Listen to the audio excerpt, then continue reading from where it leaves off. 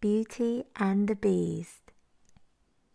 Once upon a time, there was a merchant who had 3 beautiful daughters. The eldest sisters cared only for fine dresses and jewels, but the youngest, called Beauty, had a kind and gentle heart, and was especially loved by her father. One day, the merchant was going off on a long journey, and he asked his daughters what they would like him to bring home. "I'd like a fine emerald necklace," said the eldest. "And a pearl necklace for me," cried the second. "I would like you to bring yourself home as soon as possible," said Beauty. "And if you can find one, I would like a white rose." The 2 sisters made fun of Beauty for asking their father to bring her a rose. "You have lots of roses in your garden," they said. "But I do not have a white one," said Beauty, and she wondered why they wanted jewels. The merchant did not forget his daughter's wishes, and before returning home, he bought an emerald necklace and a pearl necklace. But nowhere could he find a white rose for Beauty, for it was winter and snow was falling, and he was nearing home. The merchant missed his way in the snowstorm and could not tell where he was. Just as he was about to turn round, he saw lights ahead, and soon found himself at the door of a great castle. He hoped that they would offer him shelter for the night, and as he went to knock on the door, he saw that it was open. Not a servant was inside, so he went inside. In the great hall, he found a splendid supper laid out. He sat down and enjoyed the feast. In the corner of the hall was an open door, and when he looked in, he saw a bedroom that looked as if it had been prepared for him. The merchant was very tired, so he went to bed and slept soundly.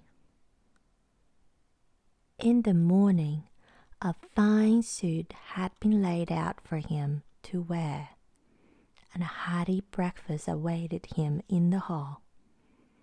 He would like to thank his kind host, but still the merchant saw no one. As he walked through the garden on his way to the stable to collect his horse, he spied a beautiful rose bush covered with white blooms. Thinking of his daughter and her request, he reached out and picked a single rose. Suddenly, a terrible row sounded from the bushes, and a huge, ugly beast sprang out. "Who is stealing my white rose?" he growled. The poor merchant trembled and could barely speak. "I did not mean to steal. My daughter begged me to bring her a white rose, and this is the only one I have seen." "It is my favorite rose, and anyone who touches it must die," said the beast. "But I will let you go if you promise to bring me the first thing that runs to meet you when you get home." The merchant agreed, and as he made his journey home, he hoped that it might be the cat that came out to meet him and not his beloved dog. But as he approached home, it was his little daughter, Beauty, who came running towards him. He turned so pale that when she saw her father, Beauty thought he must be very sick. He gave her the white rose and took her hand. He told her all that had happened to him and the promise he made to the beast. "But I will never, never give you up, Beauty," he said. "You must keep your promise, father," said Beauty. "Perhaps he will not hurt me." So they prepared to return to the castle. They rode silently through the forest, for they were too sad to speak. At the castle, they found the front door open and a meal laid out in the great hall. Only this time the table was set for two. They sat down, but Beauty and her father could not eat. Then at 9 o'clock, they heard a great roar, and the beast appeared. He spoke gently to them, saying to the merchant, "You may stay here tonight, but tomorrow you must go home and leave Beauty behind. Do not worry about her. She will have all she could wish for here."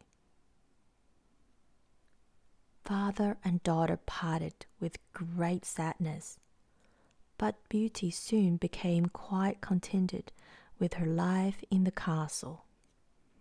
Her room was very pretty, with roses outside her window, and on a table stood a wonderful mirror. In golden letters around the outside was written, "See your wishes here enshrined.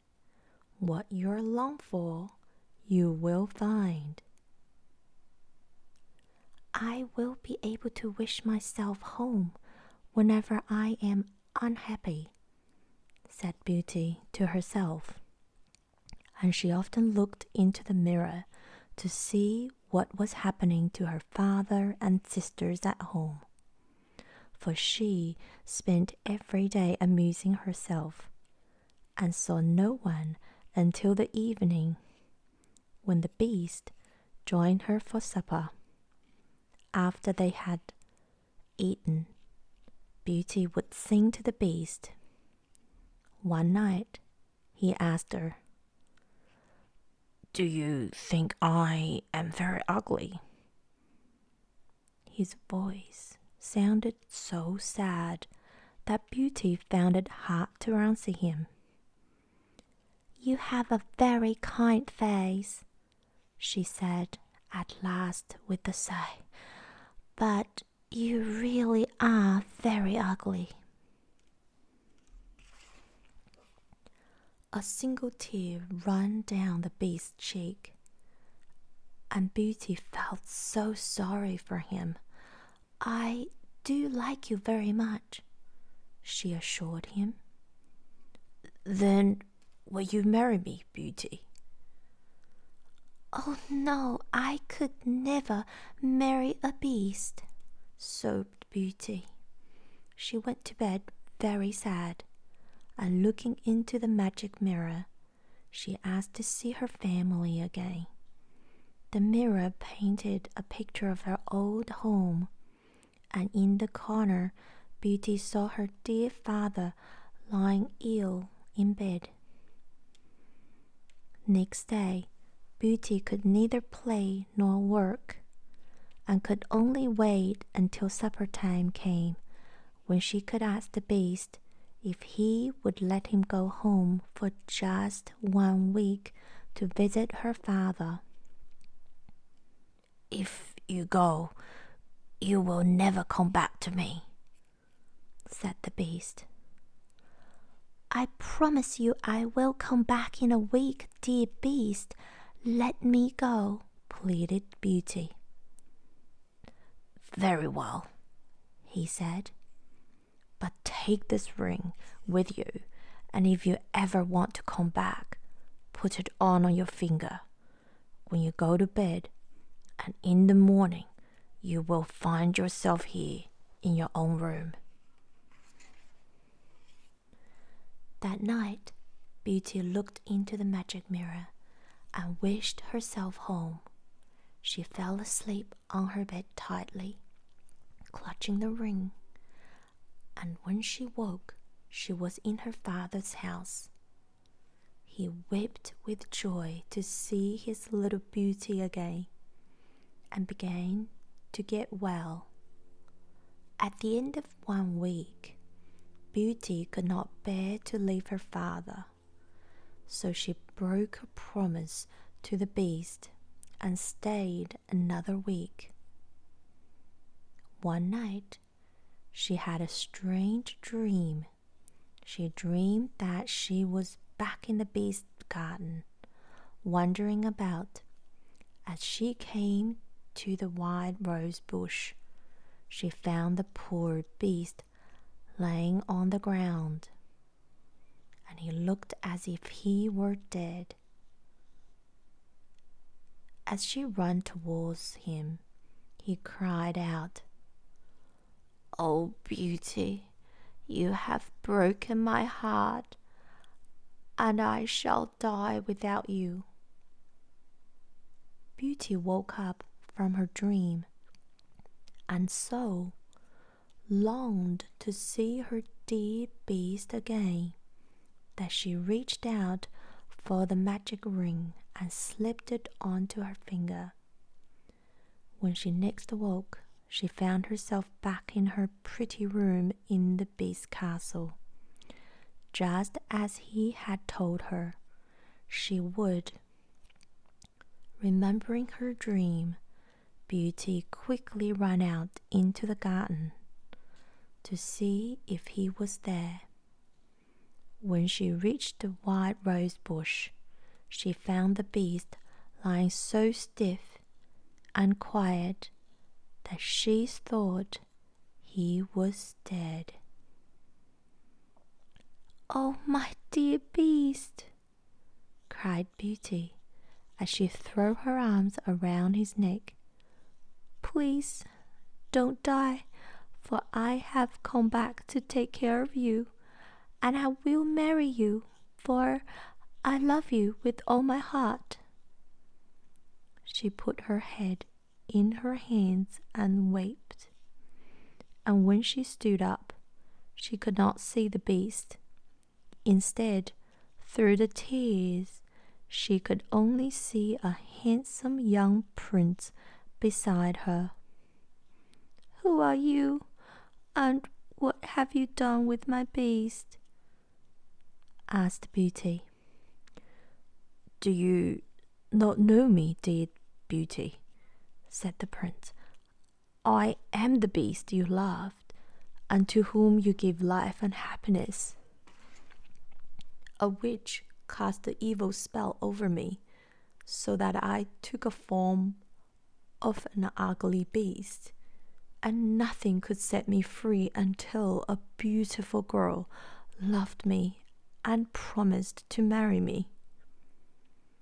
"If you really are my dear Beast, then I will marry you," said Beauty.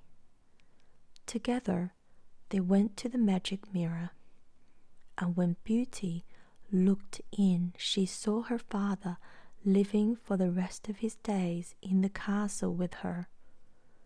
When the prince looked in the mirror, he saw a wedding, with Beauty, his bride, carrying a bouquet of white roses. Their wishes came true, and they lived happily ever after. Thank you for listening, boys and girls.